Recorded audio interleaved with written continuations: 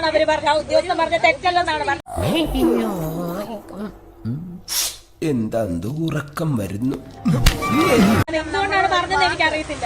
ചെറിയൊരു മിസ്അണ്ടർസ്റ്റാൻഡിങ് പറ്റിയിട്ടുണ്ട്. എന്തുകൊണ്ടാണ് പറഞ്ഞത് എനിക്കറിയത്തില്ല. ഞാൻ കുടുങ്ങി ചാർലി, ശരിക്കും കുടുങ്ങി എന്ന് പറഞ്ഞാൽ കത്രയെ പൂത്ത് കൈത്ത പോലെ.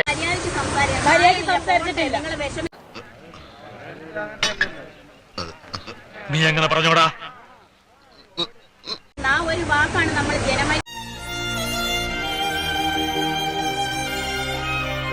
പറയുന്ന ഇടത്തുനിന്ന് പ്രതീക്ഷിക്കുന്നത്. അവന്റെ കരച്ചിൽ എന്ത് സഹിക്കാൻ പറ്റുന്നില്ല. ഏത് പോലീസ് സ്റ്റേഷൻ?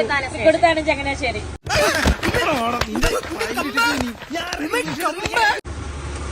വക്കീലിനെ കണ്ടിട്ട് പറ്റിയത് പറ്റി, ഇനിയിപ്പോ എന്ത് ചെയ്യും? കക്കാൻ പഠിച്ചാ നിക്കാൻ പഠിക്കും. ഉപദേശം നേടായിരുന്നു. ശരിക്കും ദേഷ്യപ്പെട്ട് ഞങ്ങളുടെ അടുത്ത്. അത് എന്തുകൊണ്ടാണെന്ന് എനിക്ക് അറിയത്തില്ല. എന്റെ കഷ്ടകാലം എന്നല്ലാതെ എന്ത്. ഉപദേശം നേടായിരുന്നു. ശരിക്കും ദേഷ്യപ്പെട്ട് ഞങ്ങളുടെ അടുത്ത്. അത് എന്തുകൊണ്ടാണെന്ന് എനിക്ക് അറിയത്തില്ല. എന്താണ് സംഭവം? ഞങ്ങൾ പരാതിക്കാരാണ്. ഇതൊരു സന്ദർഭമാണ്.